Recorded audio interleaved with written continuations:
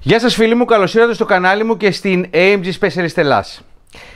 Απόψε το βίντεο μας έχει θέμα μία ας πούμε συχνή συντήρηση που χρειάζονται οι 1,4 TSI κινητήρες με τα 122 και με τα 160 άλογα, δεν έχει σημασία αν είναι 122-160 άλογα, ακόμα και αν ήταν ακόμα και η ατμοσφαιρική η προηγούμενη.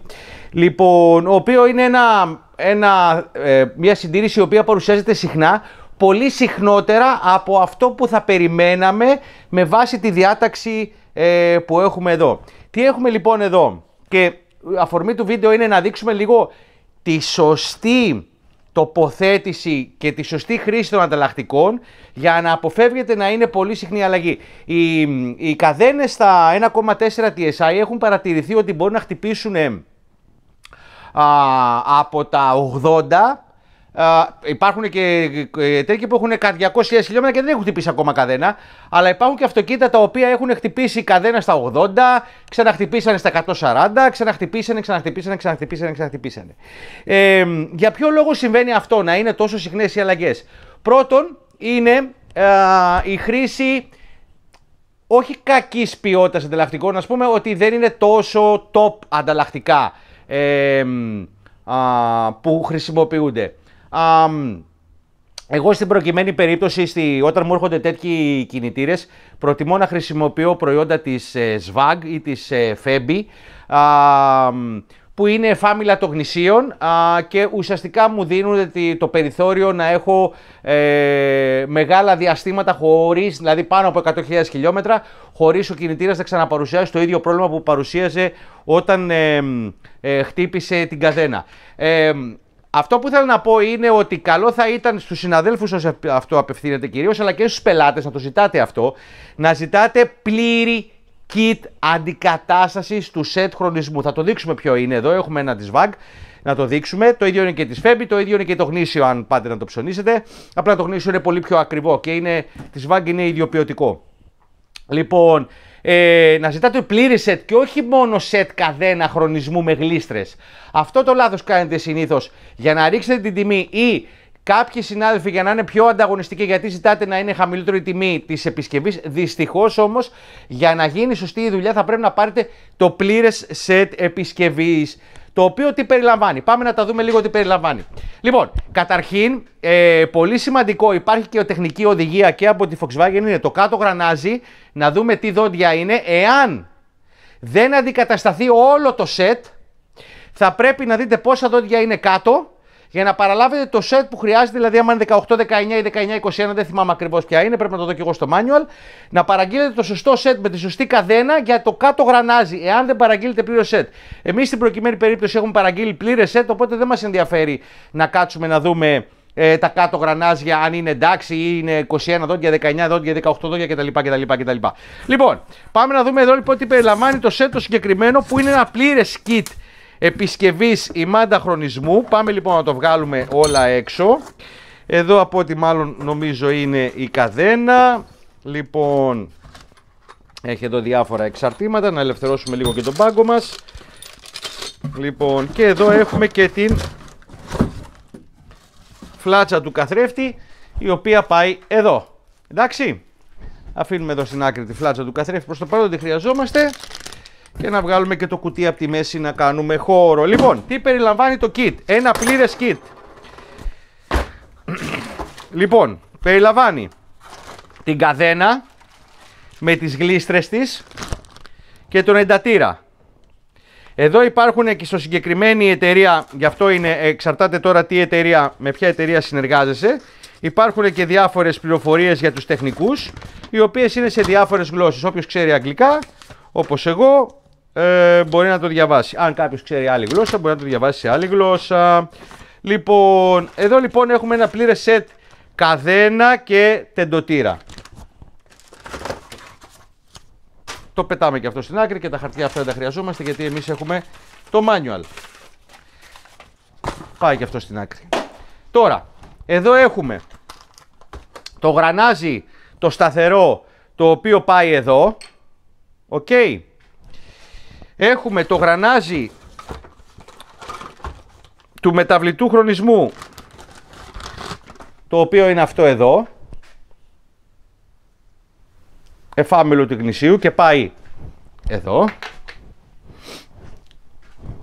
Λοιπόν, και εδώ έχουμε τώρα το κάτω γρανάζι. Εμείς έχουμε βάλει προς το παρόν το παλιό γρανάζι, αυτό που είχε δηλαδή ο κινητήρας, και εδώ έχουμε το κάτω γρανάζι που είναι σαν και αυτό εδώ, μέσα στο κουτάκι του, το οποίο είναι διπλό. Γιατί είναι διπλό? Γιατί το ένα δίνει κίνηση στην καδένα χρονισμού εδώ, και το άλλο δίνει κίνηση στην αντλία. Γι' αυτό είναι διπλό. Αλλιώς δεν θα ήταν διπλό, θα ήταν μόνο στην αντλία λαδιού. Να το και το τέτοιο. Βλέπετε, έχει και ένα πινάκι εδώ πίσω, γιατί και ο άξονας έχει πινάκι για να κοντράρει, να μην μπορεί να ξεστρίψει, έτσι. Λοιπόν, έχουμε λοιπόν και το γρανάζι. Τι άλλο? Έχουμε την κεντρική βίδα του στροφάλου, η οποία θέλει αντικατάσταση, γιατί οι ροπές που ασκούνται είναι πολύ υψηλές, έτσι. Και εδώ επίσης πρέπει να έχουμε και ένα set, μπράβο, το οποίο περιλαμβάνει το πυράκι που πάει πίσω από το γρανάζι του VVTi για να το ευθυγραμμίζει και να περνάει το λάδι, που είναι αυτό εδώ, και πάει εδώ, έτσι. Μισό λεπτάκι το βάλουμε, να το, μπήκε, και πάει εδώ, και η βίδα, καθώς και τη βίδα για την από εδώ πλευρά. Η μία είναι αριστερή, η άλλη είναι δεξιά. Καθώς έχουμε τώρα εδώ, θα δείξουμε, και έχουμε και τα οδηγάκια, όλα αυτά εδώ που έχουμε εμείς επισφίσει τα παλιά, όλα αυτά θα αντικατασταθούν με καινούρια που είναι για τις γλίστρες. Έτσι. Καθώς και οι βίδες που χρειάζονται για τις γλίστρες. Ό,τι λοιπόν χρειαζόμαστε για να γίνει πλήρες η αντικατάσταση το έχουμε εδώ. Εμείς βέβαια παραγγείλαμε και μία επίσης από την ίδια εταιρεία, και μία τσιμούχα στροφάλου που έχει και το trigger wheel πάνω και έχει και το ασφαλιστικό για να ασφαλίζει σωστά το trigger wheel, το οποίο πάει από την άλλη πλευρά. Θα το βάλουμε μετά, δεν θα το βάλουμε τώρα, δεν θα το δείξουμε αυτή τη στιγμή, γιατί το βίντεο, όπως έχουμε παραγγείλει και την αντλία νερού που δίνει κίνηση και στον κομπρέσορα που είναι της Febi. Λοιπόν, τώρα θα κάνουμε μία διακοπή. Οφείλω να πω ότι εδώ χρειάζονται κάποια ειδικά εργαλεία. Θα πάω να τοποθετήσω εγώ προχείρως τώρα τα ειδικά εργαλεία, που είναι το μετρητικό ρολόι που πάει στο μπουζί. Το κλείδωμα από κάτω του στροφάλου το έχω βάλει. Από πίσω έχω βάλει ένα πλακάκι με πινάκια, τα οποία κλειδώνει τους εκεντροφόρους στη θέση που πρέπει να είναι. Οπότε τα βασικά κλειδώματα έχουν μπει. Δεν έχει μπει μόνο το ρολόι, το οποίο έχω δύο. Ένα είναι αυτό εδώ, το οποίο βιδώνει εδώ στο μπουζί και πατιέται εδώ, και βλέπουμε ουσιαστικά που είναι το άνω σημείο. Γιατί όταν θα κάνουμε το σετάρισμα, θα τα πούμε στην πορεία, όταν θα κάνουμε το σετάρισμα, θα πρέπει να κάνουμε μία πλήρη περιστροφή, δύο πλήρες περιστροφές στον κινητήρα, 720 μοίρες, για να δούμε αν έχουμε απόκλιση με το ρολόι πλέον. Προσέξτε, με το ρολόι. Το ρολόι μετράει εκατοστά του χιλιοστού, δηλαδή ένα χιλιοστό κομμένο στα 100 να πάρουμε 2. Θα χρειαστούμε τέτοια μικρή απόκλιση, πρέπει να έχουμε. Οπότε, μόλις κάνουμε το σετάρισμα όλων των ημαντών, και βάλουμε και τα ειδικά εργαλεία, και αλλάξω και αυτά εδώ, γιατί δεν χρειάζεται τώρα να τρώμε χρόνο του βίντεο για να τα δείξουμε αυτά. Πάμε να τα σετάρω και να ξαναδείξουμε το βίντεο πώς βάζουμε καδένες, γλίστρες κτλ. Τι έχουμε κάνει προς το παρόν? Έτσι, δεν έχουμε κάνει τίποτα σοβαρό, απλά έχουμε εγκαταστήσει το ρολόι, έχουμε βάλει και αυτό το γρανάζι στη θέση του, καλά το είχαμε βάλει και από πριν. Εδώ έχουμε μηδενίσει το ρολόι. Τώρα, το έμβολο του πρώτου και του τέταρτου κυλίδρου είναι στο άνω νεκρό σημείο, έτσι. Εδώ από κάτω έχει μπει το κλείδωμα, το οποίο φρενάρει το στρόφαλο, την κιθάρα του στροφάλου, όταν το έμβολο είναι στο άνω νεκρό σημείο. Αυτό το κάνουμε δοκιμές, πίσω μπρος, με αυτό χαλαρό, να τσεκάρουμε ότι το ρολόι με το πινάκι μας αυτό είναι ευθύγραμμο, έτσι, μπορεί και συνεργάζεται. Δηλαδή, όταν αυτό έρχεται και κοντράρει εδώ, ο στρόφαλος τώρα εδώ είναι κοντραρισμένος, δεν κουνιέται. Εδώ είναι 0. Εντάξει. Οπότε αν χαλαρώσουμε αυτό εδώ και πλέον δεν έχουμε κόντρα στο στρόφαλο και το φέρνουμε στο 0 και μετά βιδώσουμε αυτό, πρέπει πάλι να είναι στο 0, να μην μας ξεφεύγει. Τώρα έχουμε αλλάξει, είπαμε, και τα πινάκια και το τέτοιο, και πάμε να βάλουμε την καδένα μας. Οι καδένες ως επιτοπλίστων, για να ξέρουμε ποια είναι η μπροστά και ποια είναι η πίσω, έχουν συνήθως όλες οι ποιοτικές ως επιτοπλίστων. Ένα διαφορετικό από τα δύο είναι λίγο διαφορετικό εδώ. Έχουν διαφορετικό χρώμα τα κρικάκια της για να ξέρεις ποιο είναι το μπροστινό μέρος. Πάμε λοιπόν να βάλουμε την καδενίτσα. Βάζουμε λοιπόν την καδένα από τη μία πλευρά, από το ένα γρανάζι. Δεν έχουμε βάλει το άλλο γρανάζι ακόμα για να είναι εύκολο να περάσουμε τις γλίστρες. Και πάμε να περάσουμε και τις γλίστρες για να μπορέσουμε μετά να βάλουμε και το άλλο γρανάζι. Έτσι. Όταν θα μπουν όλα στη θέση τους, δεν το κάνουμε από τώρα για να μην πασαλιφτούμε, όταν θα μπουν όλα στη θέση τους, θα πρέπει πριν ξεκινήσουμε να κάνουμε τίποτα να λαδώσουμε και την καδένα με λάδι, έτσι. Αυτό οφείλω να το πω γιατί μερικοί συνάδελφοι το παραμελούν να το κάνουν. Πάμε να βάλουμε και το άλλο το γρανάζι. Όπως βλέπετε όλα τα γρανάζια ακόμα δεν έχουν σφιχτεί, είναι χαλαρά. Είναι μέσα, είναι μέσα στις φωλιές τους, αλλά μπορούν και περιστρέφονται. Εκτός από το κάτω, το οποίο αναγκαστικά έχει ένα σφινάκι εδώ, έχει σφινόδρομο και δεν μπορεί να κουνηθεί. Αλλά αυτά εδώ, κοιτάξτε, κουνιόνται. Αυτή η βίδα είναι κανονική δεξιά, αυτή είναι αριστερή. Το μπόσικο, όταν ανοίγουμε κινητήρες που χτυπάνε, το μπόσικο το βρίσκουμε εδώ. Σε αυτό που πάνω στο σημείο. Εδώ κάνουμε έτσι την καδένα και δηλαδή όπως βλέπουμε τώρα εδώ να κουνιέται, έτσι κουνιέται και εκείνη. Λοιπόν, πάμε να βάλουμε και την από εδώ τη γλίστρα. Πού την έχω, νάτι. Λοιπόν, πάμε να βάλουμε και την από εδώ τη γλίστρα. Πρέπει να βγάλουμε και αυτό. Ναι, βιαστήκαμε να το βάλουμε, δεν πειράζει. Αυτό είναι ανάποδο, έτσι είναι αριστερό το σπήρωμα. Δηλαδή βιδώνεις για να ξεβιδώσει.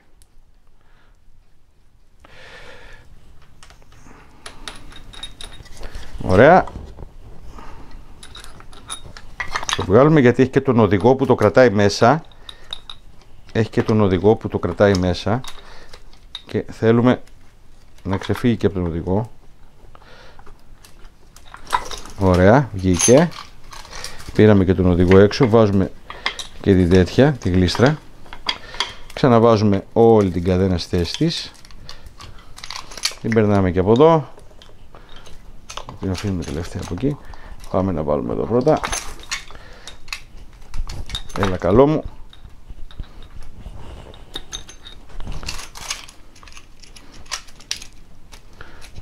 Θα χαλαρώσουμε και αυτή.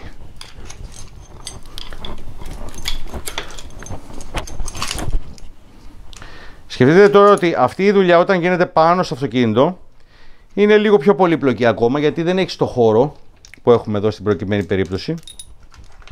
Το χώρο να παίξουμε με το... Γιατί εδώ υποτίθεται ότι στο αυτοκίνητο υπάρχει και το τροπέτο, το φτερό.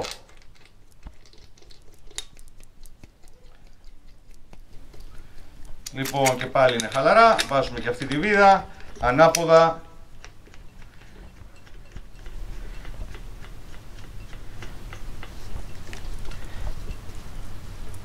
Και τώρα, αυτές τις αφήνουμε σχετικά χαλαρές.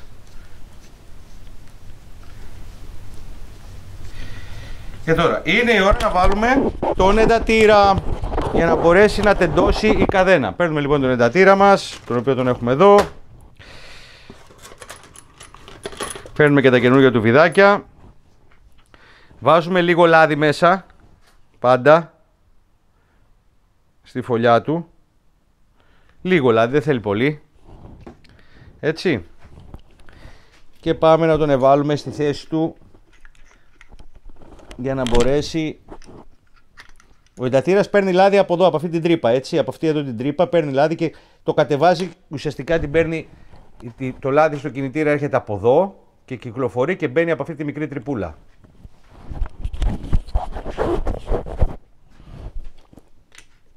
Οπότε πάμε να βάλουμε και αυτό στη θέση του.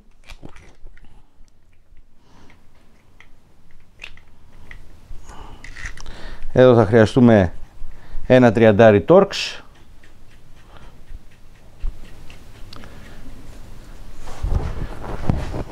Να το.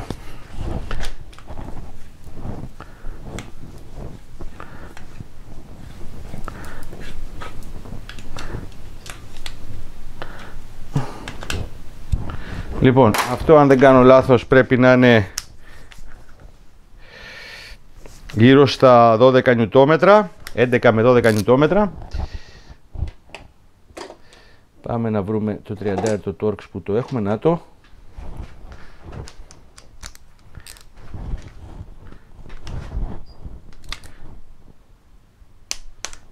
Έτοιμο.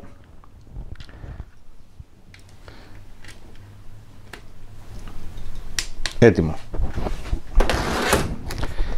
Τώρα, σημάδι ότι αυτά τα έχουμε σφίξει, γιατί αν έρθει κάποιος άλλος συνάδελφος να βάλει τον καθρέφτη στον κινητήρα με ένα spec visual, δηλαδή με οπτικό έλεγχο, θα δει ότι εδώ ο προηγούμενος, στην προκειμένη περίπτωση εγώ, έχω σφίξει. Λοιπόν, τώρα όλα είναι χαλαρά, όλα είναι τοποθετημένα, έτσι, και τώρα τι κάνουμε? Τσεκάρουμε πάλι μία τελευταία φορά ότι ο στρόφαλος είναι κλειδωμένος, το ρολόι μας είναι ακριβώς στο 0, γιατί είναι τόσο ευαίσθητο, παιδιά, το ρολόι, που η παραμικρή κίνηση να του κάνεις χάνει τη ρύθμισή του. Δηλαδή και που το κουνάω, κοιτάξτε τώρα που το κούνησα λίγο, έχασε τη ρύθμισή του. Εκεί. Λοιπόν, σφίγγουμε και εδώ, εδώ είμαστε τελικά. Τώρα, απελευθερώνουμε τον εντατήρα και η καθένα μας έχει τεντώσει. Εδώ είμαστε τεντωμένοι. Τσεκάρουμε τώρα εδώ τι συνέβη. Όπως τραβήξαμε εμείς, γι' αυτό θέλει ρολόι η συγκεκριμένη μηχανή. Όπως τραβήξαμε εμείς τον γκρίκο για να απελευθερώσουμε τον εντατήρα, έγινε τόσο ξαφνικά που αντί να πάρει τα μπόσικα από εδώ πάνω, τα πήρε από κάτω και η μηχανή έχει στρίψει. Έχει στρίψει 4 εκατοστά του χιλιοστού. Οπότε ξαναρχόμαστε με το εργαλείο και την επαναφέρουμε στη θέση της. Εκεί. Τσακ. Τσεκάρουμε ότι όντως είναι εκεί και ξαναμηδενίζουμε.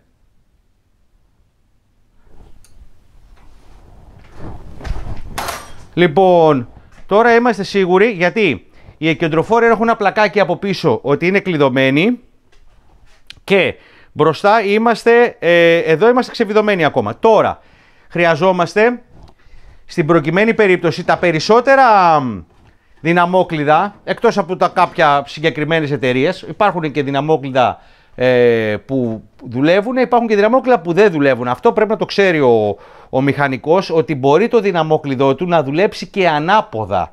Ναι, μεν έχει καστάνια το δυναμόκλειδο, αλλά πολλοί νομίζουν ότι το δυναμόκλειδό τους δουλεύει ανάποδα.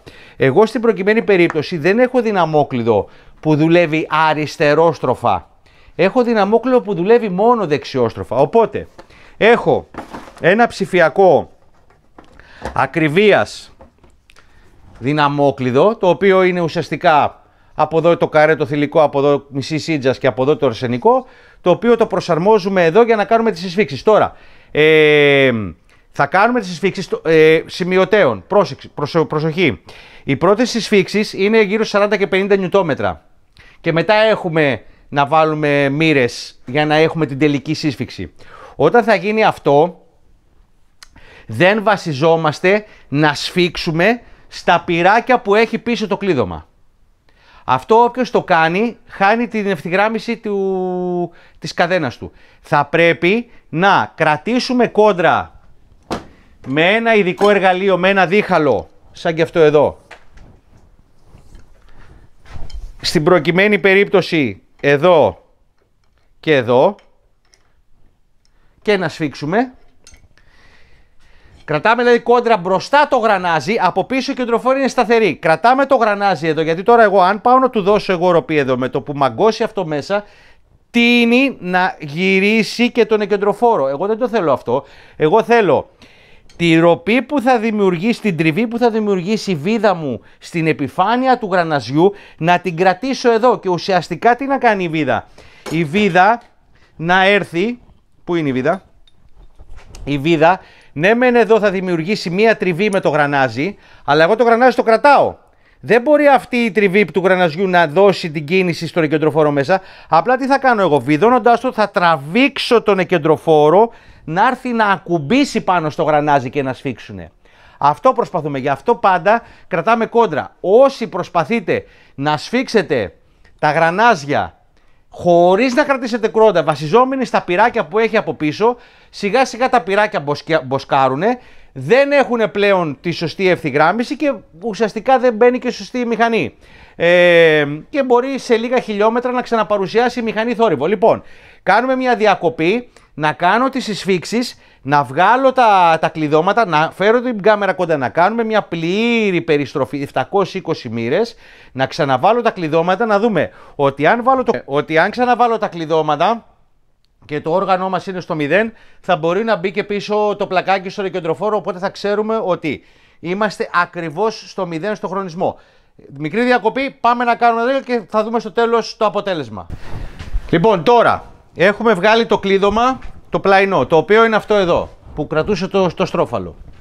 Έχουμε βγάλει το πίσω πλακάκι, το οποίο είναι αυτό εδώ με τα δύο πινάκια του και κρατούσε τους κεντροφόρους στη σωστή θέση. Έχουμε σφίξει 40 νιουτόμετρα αυτό από την αριστερά και 50 από τη δεξιά. Το όργανό μας παραμένει στο 0. Παίρνουμε λοιπόν ένα κλειδί, βάζουμε και ένα σημάδι εδώ για να μην ξεγελαστούμε, να το κάνουμε λίγο πιο εύκολο για μας. Εδώ, να ξέρουμε ότι περίπου εδώ είναι το άνω νεκρό σημείο, στο περίπου πάμε, να ξέρουμε στην περιστροφή. Και πάμε να κάνουμε 720 μοίρες στη μηχανή. Αυτή είναι η αρχική σύσφυξη, δεν είναι η τελική σύσφυξη. Έτσι λέει ο κατασκευαστής. Πρώτα θα κάνεις 40 και 50, θα κάνεις έναν έλεγχο και μετά θα κάνεις την τελική σύσφυξη. Πάμε. Γυρίζουμε.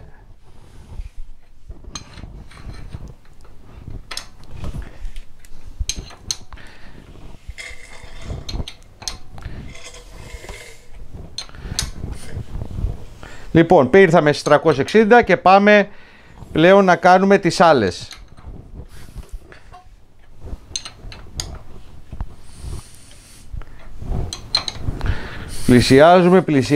Πλησιάζουμε, αρχίζει το όργανο και χτυπάει. Τώρα, ξαναβάζουμε το πυράκι μας.